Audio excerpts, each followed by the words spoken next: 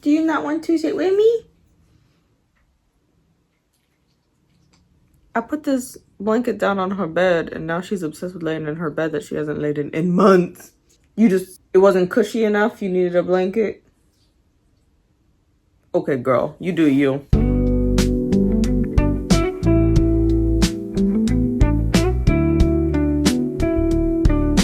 Hi, hello, welcome. I have been tagged in the Clean Slate Tag by Courtney from Tangible Reads. And I pulled up the questions on my iPad because I thought ahead for once in my life. Don't do it very often. Sometimes I don't think at all, I feel. But I did think ahead this time, and I have all of the questions. And I haven't actually read the questions, and I watched the tag like 12 hours ago, so I don't remember anything anymore because my brain is broke half the time. We're gonna go into this with a clean slate because I don't remember anything. So that's kind of like the purpose of this, right? You know, we're starting with a clean slate. So let's get into some of these questions.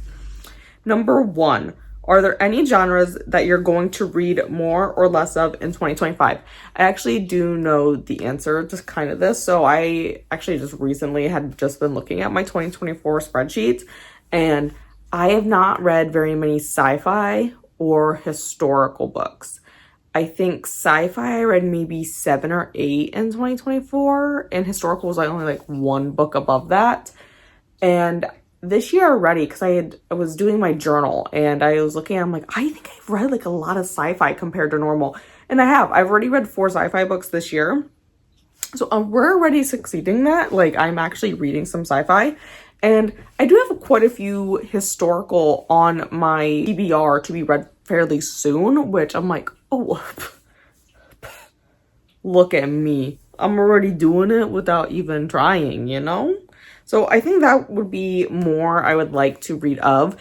I don't think there's anything I want to read less of.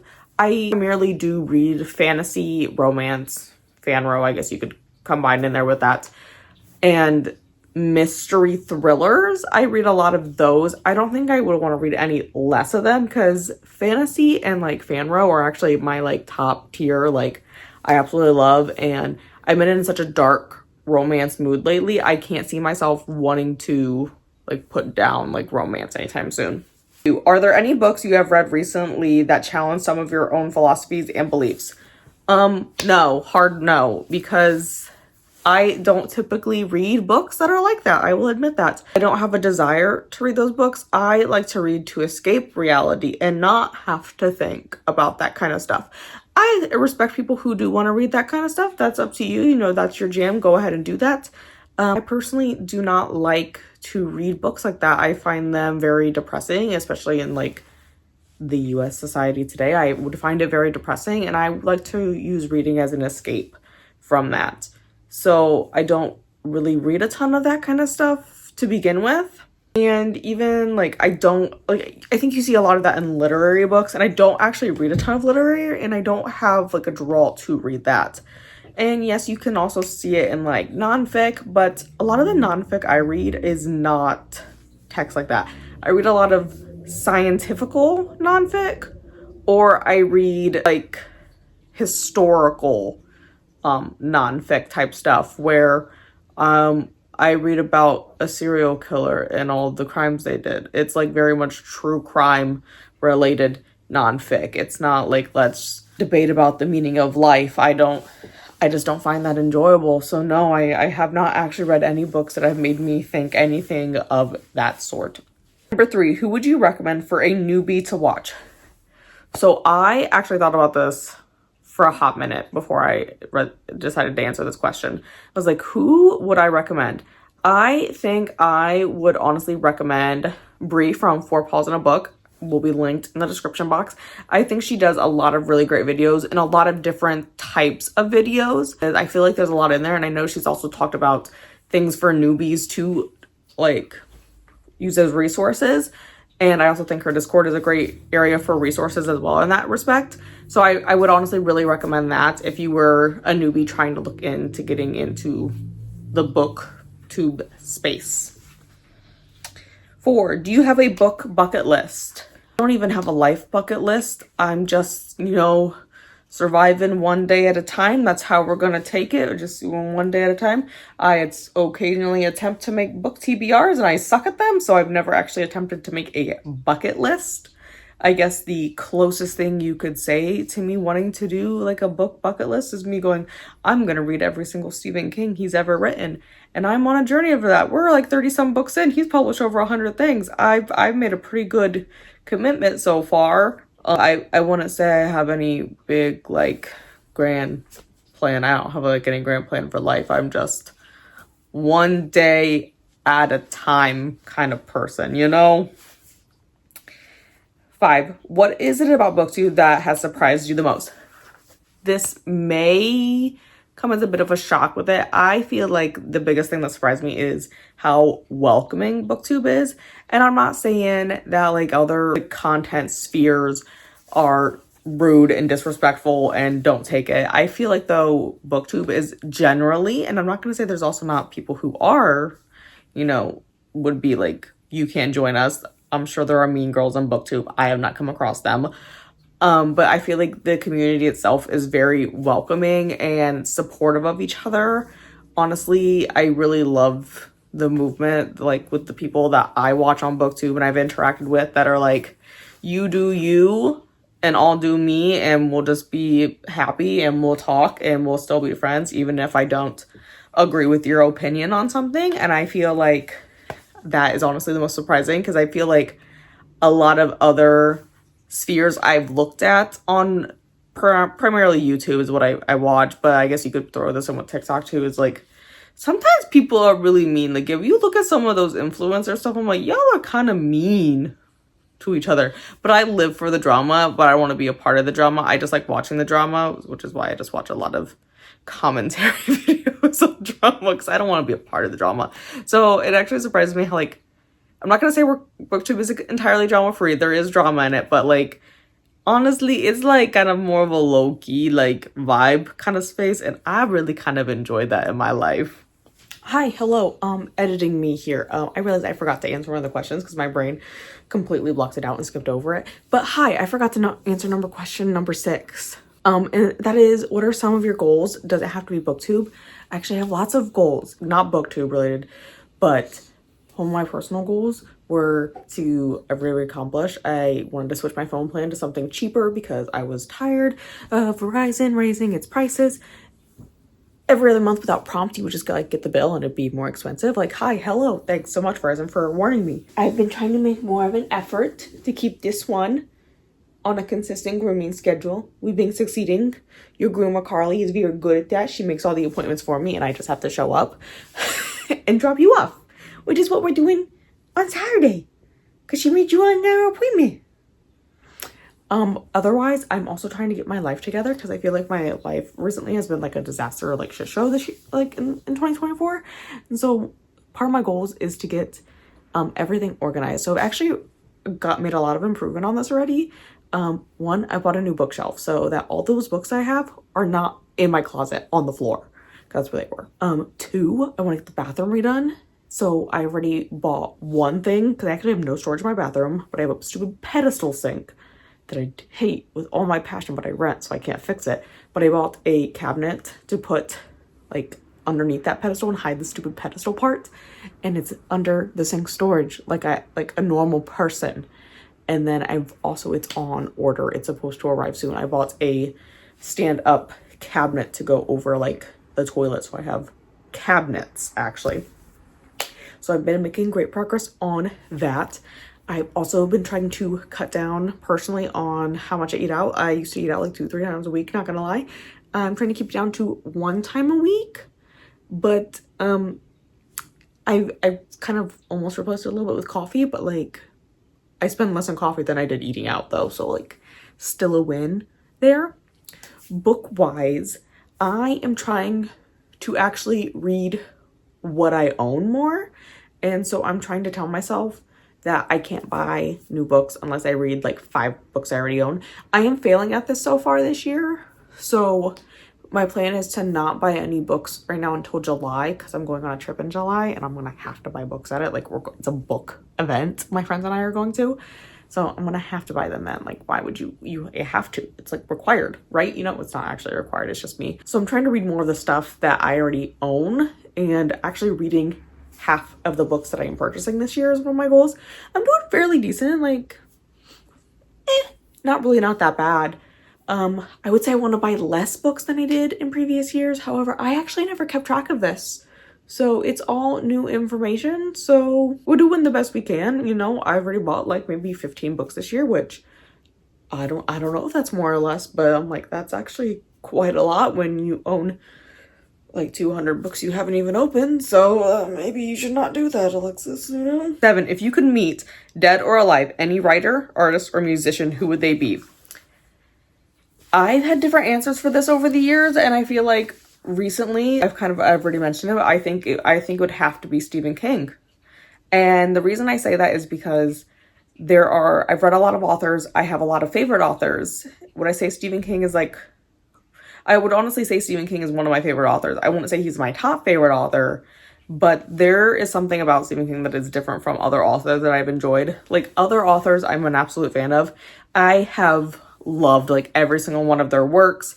Nothing is below like a 4. I mean, they might have like 1, 3, like that's an off book, but for the most part, I've rated them very highly.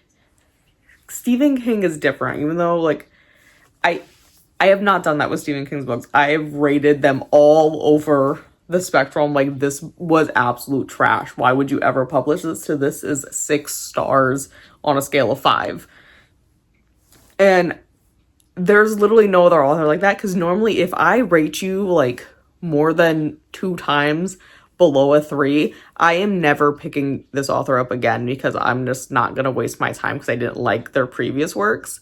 I can rate something a 1 by King and I'm still gonna pick up another one, because like he's had some absolute bangers out there, honestly. But he's the only author that I've consistently am all over the spectrum with, and I'm like, that's fine. You know, it's fine. I rate this last book a 1? Yeah, but the next one was a 4. And also, I have no rhyme or reason to this. I'm just like reading however they come into my library, you know, because they're all on hold. I swear to God, this man is on hold for everything. And so I would think I would like to have a conversation with him, because I need to know the ticking mechanism in his brain. Like, people are gonna say like, oh, you know, some of those classics that are real good were clearly his drug use, but that's not the case anymore. And I have other questions that I feel like people have not necessarily realized in his books. Like, I need to know why he is so obsessed with like brain tumors and eye things.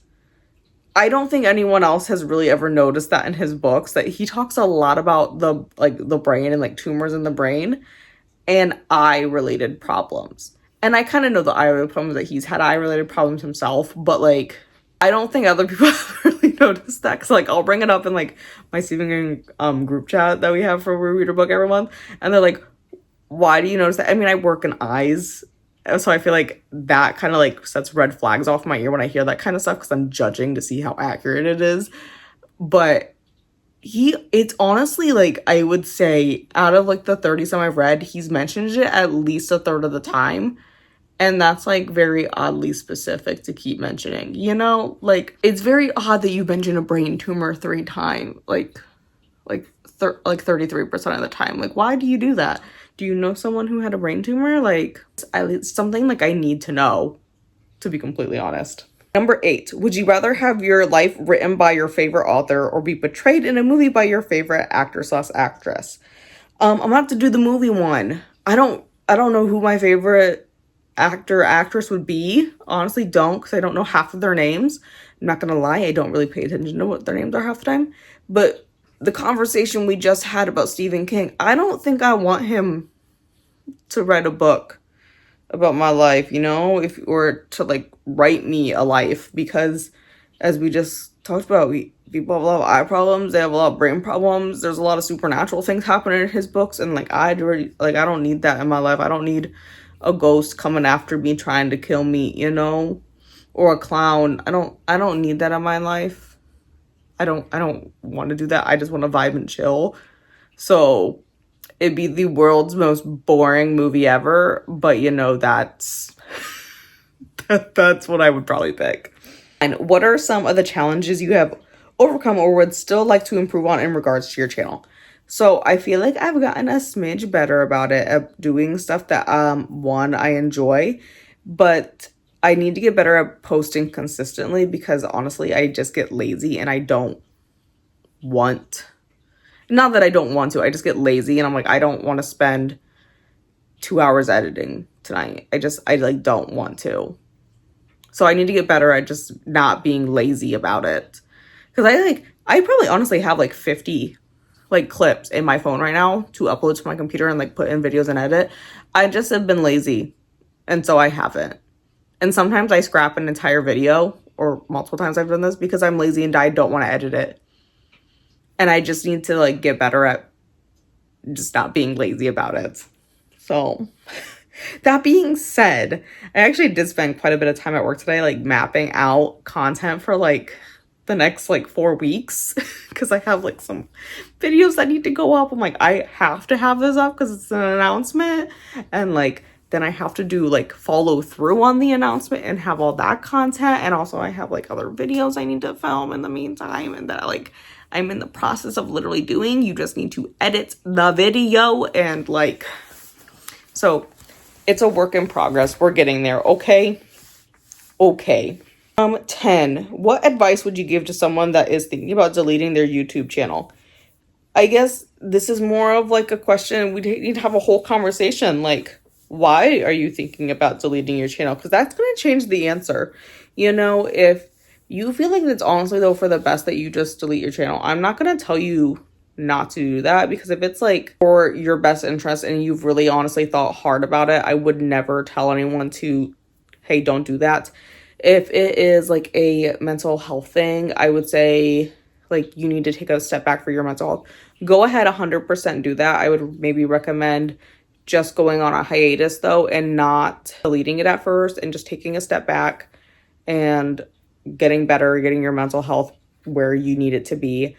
However, if you were still to feel like for whatever reason, mental health or another reason, and you just need to delete it, you just want to be done with the internet, you know, I'd 100% would understand, and I would never try to talk anyone out of it, because I think we all weigh our pros and cons in regards to the internet. Like, I personally do not do any like Facebook, Instagram, Twitter, X, whatever that one wants to be called. I do have a Blue Sky, but that's because I don't like someone, you know, who runs the company on the competitor side. But I would never tell anyone who just needed it for, you know, their own mental health, or for whatever reason, their physical health or whatever, that they need to take a step back and they just don't want to be a part of the internet. I would never hold it against them. I would never tell them they shouldn't do that. You know, I think, however, before you would do something as drastic as deleting a channel, I think you need to think about it and kind of weigh the pros and cons. And I wouldn't just do it on a whim. I would say you really honestly need to think about this. You know, it's not buying a plant like I do on a whim because I like plants, or like a book, buying it on a whim. This is, you know, a whole life decision. So I think it's something you would definitely need to weigh before you actually make any commitment to whatever your decision is. All right, number 11 is the one I always really, really struggle with every single time this happens. Who are we doing the tagging of? Okay. Who are we gonna tag? All of them will be linked in the description, okay? So you guys can check them out. We're gonna do Beatrice's from Beatrice Book Nook. I honestly really like watching her content. I think it's like fun to watch. I like her little reset-a-thon. I'm not like actually participating, but like I've been low-key following it. So I think it's a cute idea, and I honestly really like the prompts in it. And if I wasn't taking a break from readathons in March and April, I would have completely done it. It's just like, personally, I needed to take a step back from readathons for a bit. I think they're really cute. I like her cozy weekend vlogs. Those are honestly some of my favorite videos to watch. I'm like, it looks so cute and cozy. I would go ahead and check her channel out. I think she's fantastic. I'm also going to tag Jess from This Kiwi. I also really enjoy watching her videos. I need to sit down and watch these Aurelium videos, because I have low-key again also been following Aurelium, and I kind of want to like do a more low-key version of Aurelium myself, but like she honestly just posted the videos pretty recently, and I would really like to go and watch these Aurelian videos. I also know she's doing Bookimon. That's a pretty popular one that she posts about. And also, she sprints a few times a week too. So like, I feel like I also really like her series on Read the Beats. I think that's an interesting concept that I honestly haven't seen a ton of people do. And the last one I want to pick is Sarah Y. I know she's popped into my sprints a few times. I also really enjoy watching her videos. I really especially enjoy looking and like watching her shorts. And I love actually when they pop up across my For You page and then I end up going into a rabbit hole and watching everything that she's posted since I last looked. So I really think she would be another great one for this. Make sure you check out everyone who I've mentioned today. You know, go ahead, check them out, show some love. I know booktube is actually really, really great at that kind of thing. And I will see you guys actually next week for another video. Bye.